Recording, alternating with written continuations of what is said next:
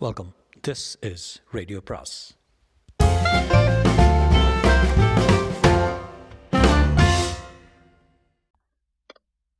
அனைவருக்கும் அன்பு வணக்கம். ராக்கி ரங்கராஜனின் மறுபடியும் தேவகி அத்தியாயம் 13. இடம் சைனா பஜாருடன் உறவாடுகிற மாதிரி ஒட்டிக்கொண்டுள்ள பர்மா பஜார். இது போல வளையல் இருக்கா என்று சர்க்கரை கேட்டான். இல்லை என்று பதில் கிடைத்ததும் அவன் நகர்ந்து விடவில்லை. என்ன விலை என்றான். இல்லைன்னு சொன்னேன் ஐயா. கடைக்காரன் பதில் உரத்து வந்தது. எடுத்துக்காட்ட பார்த்து விட்டு அல்லவா எத்தனை வேணும்னு சொல்லலாம். அடைச்சி யாருடா அவன், விளக்கு வைக்கிற நேரத்தில் சுத்த தோசி என்று திட்டிக்கொண்டே கடைக்காரர் சர்க்கரையின் காது நருகில் வாய் வைத்து, கிடையாதுன்னு சொன்னேன், இங்கே இல்லை என்று மிக உரக்க கூறினான். சர்க்கரை தனக்குள் சிரித்துக் கொண்டே அடுத்த நடைபாதைக்கு கடைக்கு சென்று நகர்ந்தான். தன் நடிப்பை தானே மெச்சியவர். பெருமூச்சு விடாதீங்க சீமாட்டிகளே, பெருமூச்சு விடாதீங்க, ஆண்கள் எப்போதும் ஏமாற்றுக்காரர்கள் தான். ஆங்கில பெருங்கவியின் இந்த வரிகள் தான் அவன் நினைவுக்கு வந்தது பர்மா பஜாரின் கோலாகலத்தை கண்டபோது. நடையோரம் கடை விரித்திருந்த பர்மா அகதிகள் தங்களுடைய பளபளப்பான பண்டங்களை எத்தனை முடியுமோ அத்தனை அதிக விலைக்கு விற்க முயலுவதையும், வாங்க வந்தவர்கள் அதை எவ்வளவு முடியுமோ அவ்வளவு குறைவான விலைக்கு அபகரிக்க முயல்வதையும் பார்க்கும்போதுதான் ஏமாற்றுக்காரர்களை பற்றிய ஷேக்ஸ்பியரின் வாசகம் அவனுக்கு நினைவு வந்தது. ஆனால் ஆண்களை மட்டும்தான் கவி சொன்னார். இங்கே ஆண், பெண், குழந்தை, தாத்தா அத்தனை பேர் ஒருவரை ஒருவர் ஏமாற்றி விழுங்க பார்க்கிறார்கள் என்று எண்ணி மனத்துக்குள் சிரித்தவாறு அந்த குட்டி கடை தெருவை கண்ணால் அளவிட்டான். ஊசோ என்ற பர்மிய கிழவரை தேடிக்கொண்டு சூரியன் நாடகப்பள்ளிக்கு வந்த அந்த இளைஞனை துருவி துழாவியது அவன் பார்வை. அன்றொரு நாள் ஆட்டோ ரிக்ஷாவில் ஏறிக்கொண்டு சர்க்கரை இதே இடத்துக்கு வந்தபோது துறைமுகத்தில் ஏதோ வேலை நிறுத்தத்தினால் கலவரம் ஏற்பட்டு அந்த வட்டாரத்திலேயே கடைகள் அனைத்தையும் படபடவென்று மூடிவிட்டார்கள். அந்த நடைபாதை கடைக்காரர்கள் தங்களுக்குள் தான் முதலில் ஆபத்து என்று உணர்ந்து சட்டுப்புட்டன்னு மூட்டைகளை கட்டிக்கொண்டு ஓடிவிட்டார்கள். செத்துப்போன கடை வீதி தான் சர்க்கரையை வரவேற்றது அன்றைக்கு. எனவே இந்த இரண்டாவது விஜயத்தின் போது பர்மா பஜார் கலகலவென்றதில் சர்க்கரைக்கு ஏற்பட்ட சந்தோஷம். வண்ண வண்ணமான பட்டு துணிகள், வழுவழுப்பான முகச்சவரத்துக்கு உத்தரவாதம் கூறும் அயல் நாட்டு பிளேடுகள், தங்கத்தை மிஞ்சிய பிரகாசத்துடன் கூடிய போலி நெக்லஸ்கள், வளையல்கள், பண்டங்களின் ஓசைகளை அமுக்கும் பேரங்களில் கூச்சல், இவ்வளவையும் வேடிக்கை பார்த்து கொண்டு சர்க்கரை நிற்கவில்லை. கடத்திலும் சட்டவிரோதமான வியாபாரங்களிலும் இவர்களில் பெரும்பான்மையோருக்கு பழக்கம் உண்டு. ஆகவே காரியம் இல்லாமல் நிற்கிறவன் யார், கழுகு கண்களால் ஆராய்கிறவன் எவன் என்பதை இவர்களுடைய கூறிய உள்ளறிவு உடனே கண்டுபிடித்து விடும் என்பதை சர்க்கரை அறிவான். பான் பாக்கெட்டில் இருந்து ஒரு வேலைப்பாடு அமைந்த கண்ணாடி வளையலை வெளியில் எடுத்தான் அவன். 3 வருடங்களுக்கு முன்பு பரோடா சென்றிருந்த போது சந்தடி மிகுந்த அந்த ஊர் கடை தெருவில் வாங்கியது. இதை நிச்சயமாக அதை போன்ற ஒன்று இங்கு கிடைக்காது என்று தெரிந்து கொண்டே ஒவ்வொரு வியாபாரியிடமாக சென்று இதே போல வேண்டும் இருக்கிறதா என்று கேட்டதோடு செவிடன் போலவும் நடித்துக் கொண்டிருந்தான். அண்டை அயலில் ஜாக்கிரதையாக இருக்கும் நாக்குகளை கட்டவிழ்த்து விட வேண்டும் என்பதற்காக. இப்படி தனது செவி புலன்களை அபார பழுது ஏற்பட்டிருப்பதாக ஸ்தாபித்துக் கொண்டு ஒவ்வொரு கடையாக நகர்ந்தான் அவன். ஆனால் ஓரிடத்திலும் அவன் தேடி இளைஞன் காணப்படவில்லை. கடற்கரை ரயில் நிலையத்தை கடைசியாக அவன் அடைந்த போது 2 கடைகளே மிஞ்சியிருந்தன. அங்கே ஒரு தாட்டியான பெண்மணியிடம் தன் செவிட்டுத்தனத்தை வெளிப்படுத்தி எரிச்சலை மூட்டிய பின்னர், காது கேட்கலம்மா, மன்னிச்சுக்கோ என்று கூறிவிட்டு, போன கப்பலில் வந்தவன் வாலிப வயது, கிழிசல் மஸ்லின் ஜிப்பா போட்டிருப்பான், நெட்ட பரட்ட கிராப்பு, அப்படி ஒரு ஆளை தெரியுமா உங்களுக்கு என்று கேட்டான். அந்த பெண்மணி தன் அருகில் இருந்து ஒரு சிறுவனிடம், அட நம்ம பக்கிரிசாமியை தேடுற போல இருக்கே என்று சொன்னாள். ஆனால் அந்த சிறுவன் அவளை கையை மெதுவை கிள்ளி சர்க்கரை கவனிக்கவில்லை என்பது அவன் நினைப்பு. தாழ்ந்த குரலில், சும்மா இருமா, பக்கரி அப்போ பிடிச்சு ஒளிஞ்சிட்டு இருந்து. சர்க்கரையின் செவியில் எத்தனை கூர்மை ஏறியதோ அத்தனை அவன் முகத்தில் அசட்டுக்களை வெடிந்தது. இல்லம்மா, அவன் எனக்கு உறவு ஒன்றும் இல்லை, சும்மா தெரிஞ்சவனு தான் என்று சம்பந்தம் இல்லாமல் கூறினான். ஒழிஞ்சிட்டு இருக்கிறானா, ஏண்டா என்று அந்த பெண்மணி தன் மகனை ஆச்சரியத்துடன் கேட்டான். பட்டணிக்காரன் இல்ல, ஈட்டிக்காரன், அவன்கிட்ட கடன் வாங்கிட்டு திண்டாடுறான். இந்த ஆள் கூட அவன் அனுப்பின ஆள் தான் நினைச்சு இவன் தூரத்திலே வர்றப்பவே கடைய ரஜா கண்ணன் கூட விட்டுட ஓடினான் என்று சிறுவன் விளக்கியதும் சர்க்கரைக்கு சிரிப்பை அடக்க முடியவில்லை. பம்பாய் பல்கலைக்கழகத்து மனதத்துவ பேராசிரியர் பதவிக்கும் ஒரு ஈட்டிக்காரன் உதவியாளனாக இருக்கும் வேலைக்கு எத்தனை தூரம்! தன்னை புரிந்து கொள்ள மறுக்கிறதே என்று எல்லா செவிடர்களும் உலகத்தை தூற்றுவது போல அவனும் ரோஷத்துடன் முணுமுணுத்தவர் எங்கேதான் அந்த பக்கிரிசாமி ஒளிந்திருப்பானோ என்று ஆராய நினைத்த போது பொட்டென்று ஒரு தூறல் விழுந்தது. 1 2 4 மழையாயிற்று. பிளாஸ்டிக் விரிப்புகளும் சாக்குகளும் கூடைகளும் வெகு வேகமாக அந்த நடைபாதை கடைகளை பூர்த்து மூடிக்கொண்டன. கடைக்காரர்கள் அனைவரும் எதிரில் இருந்து ஒரு பெரிய கட்டிடத்தின் போர்ட்டிகோவிலும் கடற்கரை ஸ்டேஷனின் வாயிலிலும் தஞ்சம் புகுந்தனர். என்னதான் பேராசிரியர் என்றாலும் தன்னை மறந்து மழையில் நனையக்கூடிய அளவுக்கு முற்றவில்லை. ஆகையால் சர்க்கரை அந்த கூட்டத்தை பின்தொடர்ந்து ஓடி போர்ட்டிகோவின் ஓரமாக நின்று கொண்டான். நின்ற பிறகு கவனித்தான் தன் அருகில் ஒரு பெண் இருப்பதை. புடவை போர்த்து கொண்டு அவள் நின்றிருந்த விதம் மீண்டும் அவளை கவனிக்க வைத்தது. நன்றாய் கூர்ந்து பார்த்து சர்க்கரை புன்னகை செய்தான். பிறகு மெல்ல, ஈட்டிக்காரர்களின் கடனை அணைப்பது நல்லதே தவிர கொலை பண்ணி விட்டால் பிரச்சனை தெரிந்து விடாது. புடவை சுற்றி கொண்டாலும் அவர்களிடமிருந்து தப்பிவிட முடியாது என்றான். வெடுக்கென்று திரும்பினாள் அவள். இல்லை, திரும்பினான் அவன். நல்ல வேளை, அந்த கோடியில் அவர்கள் இருவர் மட்டுமே இருந்ததால் அந்த பர்மா இளைஞனின் நகைப்பிடம் தரும் வேடத்தை கண்டு சிரிக்க யாரும் இருக்கவில்லை. வேஷம் போட்டது ஈட்டிக்காரனுக்கு தான் என்று ஒப்புக்கொண்டான் பக்கிரிசாமி. ஆனால் கொலை செய்ய போவது அவன் இல்லை. பின்ன எதுக்கு இடுப்பில் ஒரு பிச்சுவா கத்தியை வச்சிருக்க? பழைய புடவையை கிழிச்சுட்டு அதன் முனை துருத்திக்கிட்டு இருப்பாரு. பக்கிரிசாமி திகைப்புடன் கத்தியை வெளியில் எடுத்து அதன் முனையை தடவி விட்டு கொண்டவர், அந்த நாடகக்காரின் வீட்டில் உங்களை பார்த்தேன், நல்லா நினைவு இருக்கு. என்னை எதுக்காக பின்தொடர்ந்து வர்றீங்க என்றான். உனக்கு ஆங்கிலம் தெரியாது இல்லையா என்று சர்க்கரை திருப்பி கேட்டான். தெரியாது. ஆகவே ஷேக்ஸ்பியர் படிச்சிருக்க மாட்டேன். அரக்கனின் வலிமையை பெற்றிருப்பது அருமையிலும் அருமை, ஆனால் அரக்கனை போலவே அதை உபயோகப்படுத்துவது கொடுமையிலும் கொடுமை என்று அவர் கூறியிருக்கிறார். அதே போல உன் மனத்தில் கோபமும் அநீதியின் பால் ஆத்திரமும் இருப்பது சந்தோஷப்பட வேண்டியதுதான். ஆனால் உன் கத்தி தப்பான திசையில் திரும்பி விடாமல் இருக்க வேண்டும் அல்லவா? அதை தடுப்பதற்காகத்தான் உன்னை பின்தொடர்ந்து வந்தேன். ஈட்டிக்காரனுக்காக அல்ல. இந்த பிச்சுவா என்றால் வேறு யாருக்காக? ஊசோவுக்காகவா?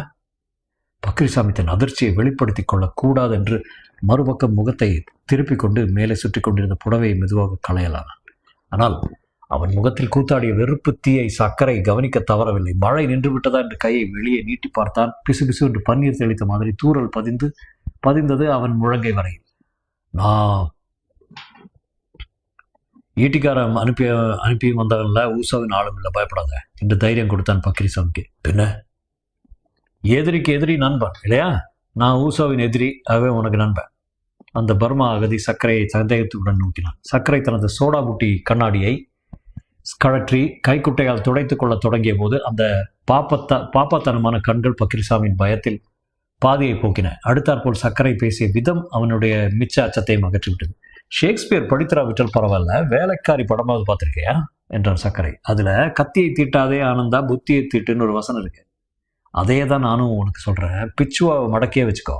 ஊசோவினால எவ்வளவு குடும்பங்கள் பாழாயிருக்கின்றன எனக்கு தெரியும். ஆனால் உன் குடும்பத்தின் கதை தான் எனக்கு தெரியாது. என் அம்மாவை ஆபத்த குழந்தையை கடலில் வீசி எறியும்படி செய்தவன். அதன் விளைவாக அவள் பைத்தியம் பிடிச்சு சாகும்படியானதும் அவனால் தான் என்று பல்லை கடித்து கொண்டு பேசிய பக்கிரிசாமி திடீரென்று ஒரு கேள்வி கேட்டார். சார், அந்த ஊசோ கிழவனுக்கு என்ன வயது இருக்குன்னு நினைக்கிறீங்க? என்ன, ஒரு 70-80 இருக்குமா? என்ன பைத்தியம்னு நினைக்காம இருந்தால் சொல்கிறேன். சொல்ல. 150. சர்க்கரை சிரித்திருப்பான். ஆனால் பக்கிரிசாமியின் முகத்தில் காணப்பட்ட கடுமையான பாவம் உண்மையை அவன் பேசுகிறான் என்பது உணர்த்திற்று. 150 என்றான் சர்க்கரை மோவாய் தடவியவன். கிழவனை நேருக்கு நேர் பார்ப்பதற்கு எப்படி இருப்பானோ யாருக்கும் தெரியாது. எழுந்து நடமாடக்கூட முடியாதவன்னு சொல்லுவாங்க. ஆனால் அவனுடைய மனோசக்தி யாருக்கும் வராது என்று கூறிவிட்டு சிறிது மௌனமாயிருந்த பக்கிரிசாமி தொடர்ந்தான். இந்த பிச்சுவாவினால நான் அவனை குத்தி கொலை செய்து விடுவேன்னு நீங்க பயப்படவே வேண்டாம். உண்மையில் நீ நல்லவன் தான், அப்படி செய்ய மாட்டேன். அதனால சொல்லலை, என்ன குத்தினாலும் அவன் சாக மாட்டாங்கிறாங்க. அவனாக எப்போது சாக வேண்டும் நினைக்கிறானோ அப்போது அவனுக்கு மரணமா. அது உண்மையானால் 150 என்ன 250 வரையும் உயிரோடு இருப்பான் என்று பக்கிரிசாமி கசப்புடன் பேசினான். சர்க்கரை குறுக்கிட்டு, அவன் குடும்பத்தை என்ன செய்தானு சொன்ன?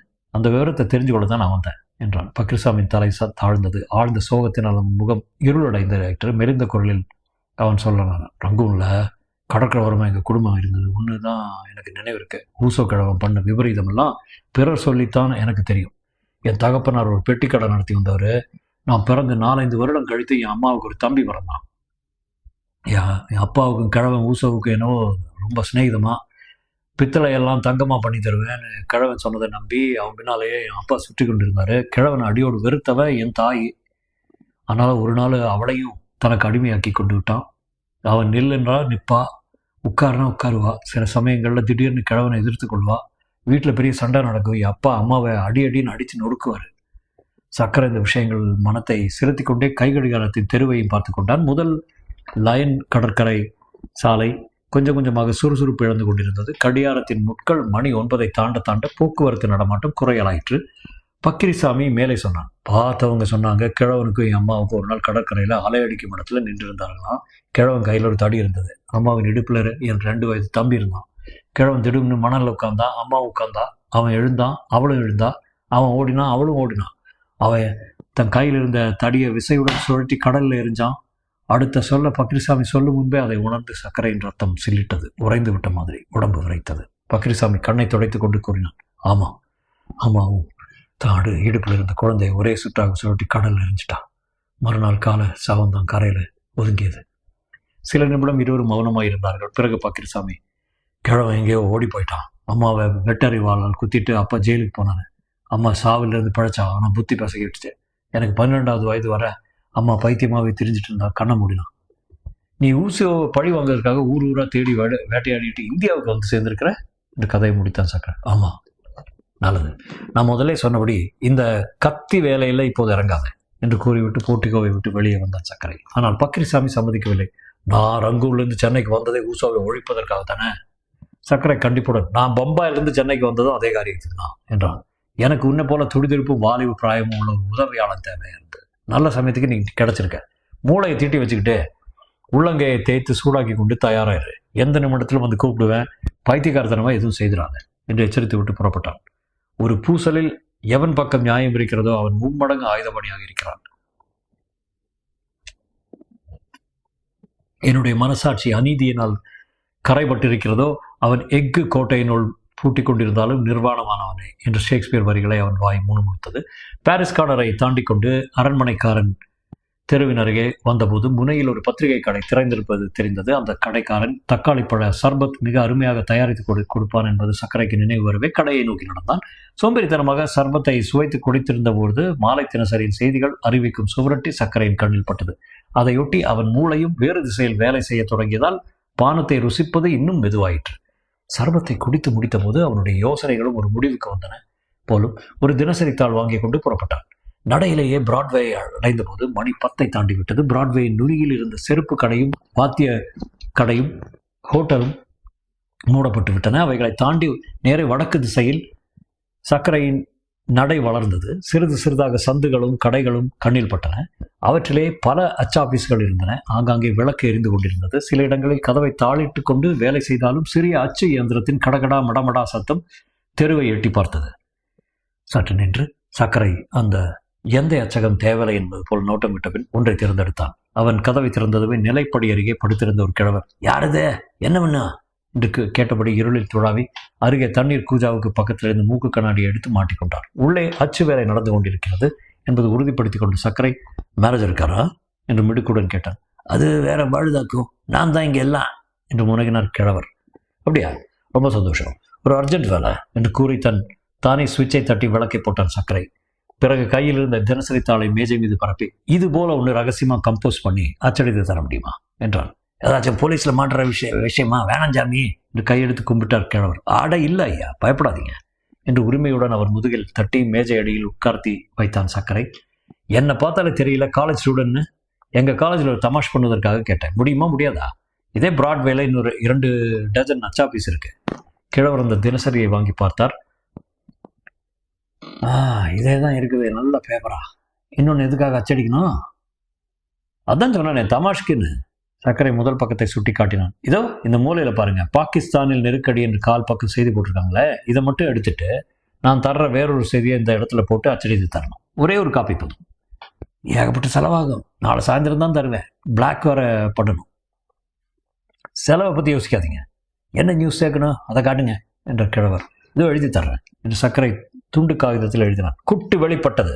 மறுபிறவி என்பது வெறும் நாடகம்தான். கல்லூரி மாணவி அம்பிகா ஒப்புக்கொண்டாள். தொடரும்.